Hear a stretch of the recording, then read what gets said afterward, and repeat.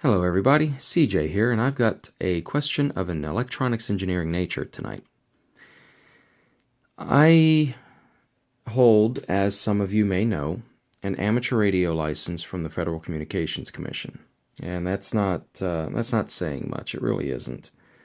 But it does mean that I can build my own transceivers and communicate with other like-minded individuals who also hold amateur radio licenses. And part of building those radios, for me anyway, is learning. So, in order for me to learn, I need to be able to use parts that have known values so that I can do decent calculations. But there's one giant, enormous question mark. What value is this inductor? How many microhenries does it have? I don't know.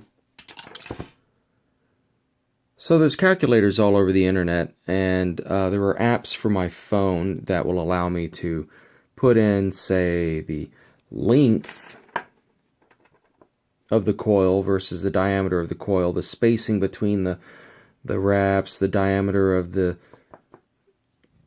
conductor, the thickness of the insulation, and all that. You know, honestly, I'm lazy, okay? Whatever.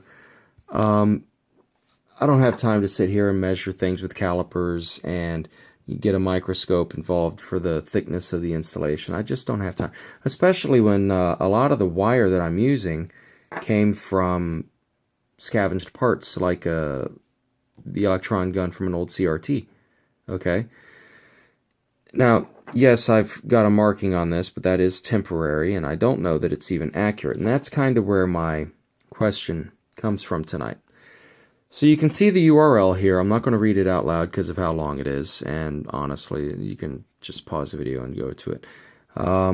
Figure 13, emitter-follower version of the Colpitts oscillator. This is the only figure on that page that involves an inductor that has no taps, no core, no coupling of any kind to other inductors. It's just a coil of wire. Now, I know that there's a formula to find the resonant frequency of the inductor and capacitor in parallel. And that formula is 1 over 2 pi square root LC.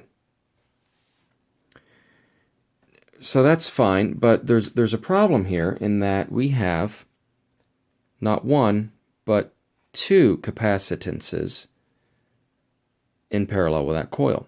Okay, not a big problem. I can easily enough add up the capacitances involved. And, you know, at first I'm sitting here looking at this and I see that these two are in parallel with that one and the coil, but now I've got this one that is in series with the coil and this parallel set over here, right? Well, wrong. It actually looked that way at first, but I was confused and my math was all... I couldn't figure it out. And then I realized, well, you know what? Why don't I put all the capacitors together? And that's when I came out with this. So here's our formula.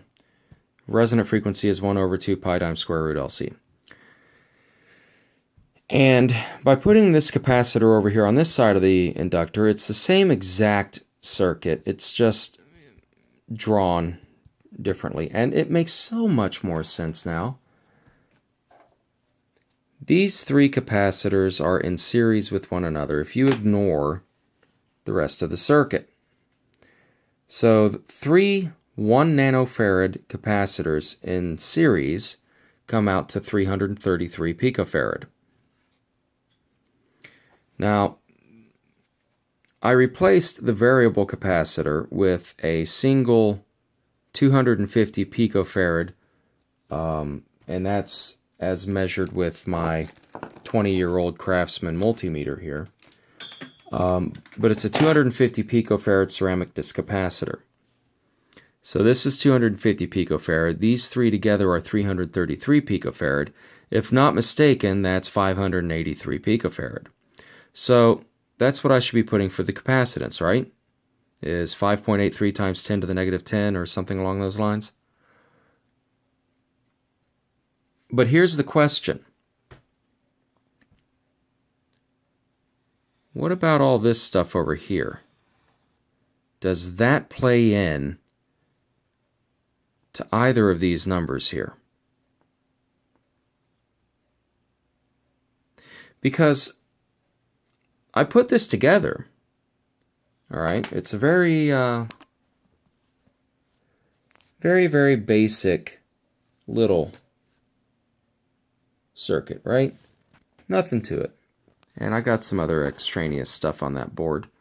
And I fed it to an oscilloscope, and I fed it to a frequency counter so that I could see the waveform that it produces. It's not exactly sinusoidal, but, you know, it kind of works, right? And it does have a very specific frequency, and I can get it stable enough that I can do some math.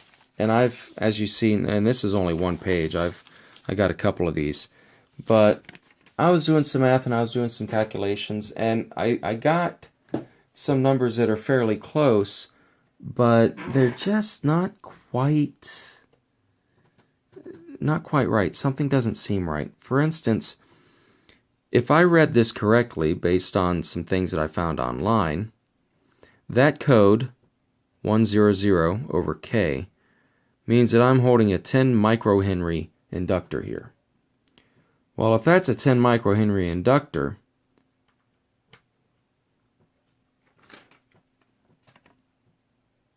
.34 microhenry seems a little bit outside of tolerances. Would you agree?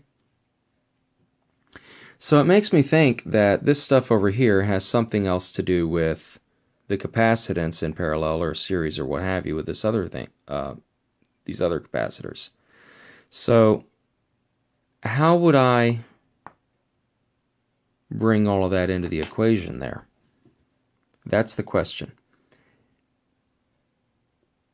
Or is that really an 8.347 microhenry inductor and it's just way out of tolerance because it's 30 years old?